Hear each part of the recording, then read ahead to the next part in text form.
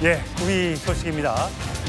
그제 새벽에 포천에 있는 한 아파트에서 강도를 범행한 남성이 검거됐죠. 정말 충격적인 건 그 남성이 은행원이었습니다. 피해자는 고객이었습니다. 오늘 영장 심사를 받았습니다. 함께 보시겠습니다. 네, 범행 동기 진술했습니까? 옆 창구로 얘기 듣고 범행 계획한 거 맞습니까? 피해자 부상 입었는데 정말 할 말 없습니까? 예, 영상 있으면 먼저 좀 보여주시겠어요? 예, 영상에 보니까 3층에 피해자가 사는 3층을 엘리베이터를 타고 올라간 게 아니라 담을 넘어서 넘어갔다고 그러더군요. 그렇습니다. 지금 보시는 장면이 이 아파트 담을 피의자가 넘기 위해서 준비하고 있는 모습이고요. 보시면 훌쩍 담을 넘어서 들어갑니다. 그리고 이게 나오는 장면이랍니다. 예, 들어가는 장면이 아니라 나오는 장면이라고 하네요. 예. 네, 그 올라갈 때도 엘리베이터나 계단을 이용하면 아마 CCTV에 포착될 거라고 생각했을 가능성이 있습니다. 그래서 그 베란다 쪽으로 올라가서 침투를 했다. 그러니까 3층 집을 기어 올라가서 침투했다. 이렇게 지금 알려지고 있는 상황인데요. 시간은 새벽 4시입니다. 포천시 아파트 3층에 침입해서 80대 노부부를 흉기로 위협하고 케이블 타이까지 준비해서 이 피해자들을 결박했습니다. 그래서 70돈 상당의 귀금속과 현금 2천만 원 등을 빼앗아서 달아난 혐의를 받고 있는 상황인데요.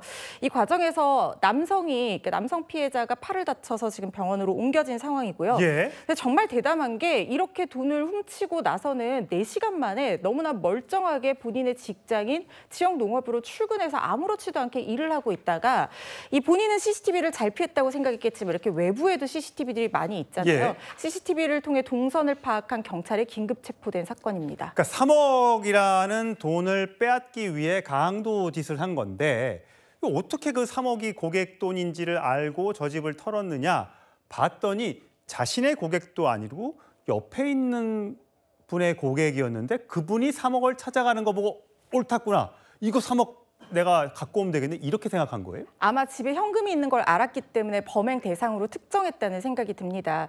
사실 이 피해자 부부는 포천 지역 농협에서 평소에도 예금량이 많기로 상당히 유명한 VIP 고객이었다고 합니다. 아마 이 범인은요, 이 부부에 대해서 평소에도 인지를 하고 거액의 현금을 찾아가서 현금을 보유하고 있었던 시점을 미리부터 계획하고 노렸을 가능성도 있을 거라는 생각이 듭니다. 그런데 사건이 발생하기 전에 자신의 창구에서 상담하는 것이 아니라 옆 창구에서 이 노부부가 찾아와서 현금 3억 원을 인출해가는 것을 상담 내용을 엿들은 겁니다. 그리고 범행 대상으로 특정을 하고 아마 날짜와 이 범행 도구들을 미리 치밀하게 계획해서 준비한 다음에 이렇게 침입해서 강도짓을 저지른 것으로 보입니다. 이제 앞으로 돈 찾을 때도 가서 10만 원만 주세요. 뭐 이렇게 얘기를 해야 되는 겁니까? 이거 무슨 비밀번호 누르고 이렇게 찾아가는데 100만 원만 주세요. 이렇게 할 수는 없는 거 아니에요?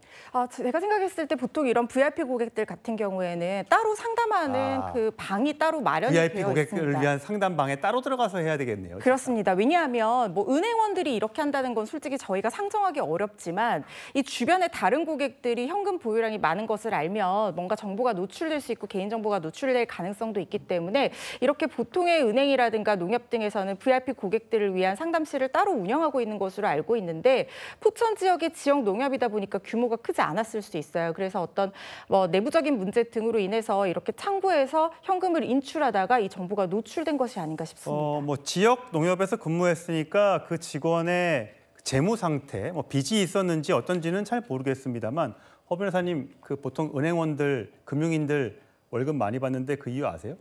왜 그런 것이죠? 황금 보기를 돌같이 하라는 뜻입니다. 맞습니다. 남의 돈이 내 돈처럼 보이면 훔치거든요. 그래서 월급을 많이 주고 남의 돈에 관심 갖지 마라. 라고 해서 돈 주는데 그걸 가서 또 터는 거니까 정말 나쁜 사람인 거예요. 죄질이 아주 상당히 불량하다고 평가될 가능성이 있습니다. 은행원들 같은 경우에는 평소에 어떤 신원조회라든가 입사할 때 신원조회라든가 이런 것들도 굉장히 까다롭게 보는 걸로 알고 있어요. 그게 말씀하신 것처럼 급여를 많이 주는 것도 황금 보기를 돌같이 하기 위해서 그럴 수도 있지만 혹시 관련한 어떤 당연하겠지만 어떤 범죄라든가 이런 전과 이력이 있다면 당연히 취업이 되지 않는 것이거든요. 특히 금융권에서는 이런 부분을 더욱더 까다롭게 보는 것으로 알고 있는데 지금 이 사람이 그래서 아마 제 생각에는 전과는 없을 가능성이 높지만 은행원으로서 지켜야 되는 직업적인 어떤 책무를 저버리고 그 과정에서 취득한 고객의 정보로 이렇게 범행 대상으로 특정했다는 것은 향후 재판 단계에서도 상당히 양형에 불리한 유수로 작용될 가능성이 높습니다. 예, 믿고 맡긴 은행에서 내 돈을 강탈하러 올 줄이야 누가 생각이나 했겠습니까? 또 다른 범죄 소식입니다. 아들을 총으로 쏴서 사제총으로 살해했던 그 60대 아버지 오늘 처음으로 모습을 드러냈습니다. 화면으로 준비했습니다. 아들 왜 살해했습니까? 가족에게 소외감 느껴서 범행 저지른 건 맞습니까? 언제부터 살해 계획했습니까? 아들 살해한 거 후회합니까? 아들 가족들까지 살해하려고 한 건 맞습니까? 아들 살해하신 범의 동기가 어떻게 되십니까? 멀쩡하게 참 생겼는데 어떻게 저렇게 아들을 끔찍하게 살해할 수 있을까 싶습니다. 왜 죽였느냐가 제일 궁금한데 생활비가 끊겨서인지 가족과의 불화가 있었던 것인지 알고 보니까 다 아니라면서요. 그렇습니다. 지금 일단 경찰은 망상을 통해서 뭔가 자신이 따돌림을 당한다는 생각을 하게 됐고 이것이 범행의 동기가 되었다 이렇게 조사를 한 상황으로 보입니다만 이 부분은 제가 생각했을 때는 향후 재판 단계에 가면은 조금 어떻게 될지는 좀 지켜봐야 되는 부분입니다. 왜냐하면 우리가 지금 이 사람이 얘기하기로는 어떤 거냐면요. 계속해서 경제적인 지원을 받아왔다고 하거든요. 경찰에서는. 그렇지만 가족들이 계속해서 자기를 따돌리는 것 같아서 참을 수가 없어서 이런 범행을 저질렀다라고 하는데 설령 이런 망상에 빠졌다 하더라도 아들을 살해한다는 것이 사실상 용서받기 어려운 범죄임은 분명한 것이고 문제는 뭐냐면은 이 망상이 만약에 어떤 전문의의 진단에 의한 병력이 있는 상태에서 이렇게 됐다라고 하면 이건 심신미약을 주장할 수 있는 근거가 될 수 있습니다. 그렇지만 제가 알기로는 전문의의 소견이 지금 나온 상태는 아닌 것으로 알고 있거든요. 그래서 경찰 자체적으로 이게 어떤 범죄의 어떤 범행 동기에 대해서 결론을 내렸다기보다는 일응의 판단을 한 것이라는 생각이 드는데요. 이 부분을 본인이 재판 단계에서 심신미약의 사유로 주장할지 그리고 이것이 받아들여질지는 아직까지는 좀 지켜봐야 되는 부분이 아닌가 하는 생각이 듭니다. 예, 가족으로부터 전 부인과 아들로부터 생활비도 연금도 여러 가지 경제적 지원도 계속 받았고요. 그런데 가족끼리 짜고 나를 함정에 빠뜨렸다? 이런 얘기를 할 수 있을까요? 혹시라도 만약에 심신미약으로 빠져나오고 싶어서 거짓말을 한 거라면 더 무거운 죄를 받을 수 있다는 사실 명심해야 할 겁니다.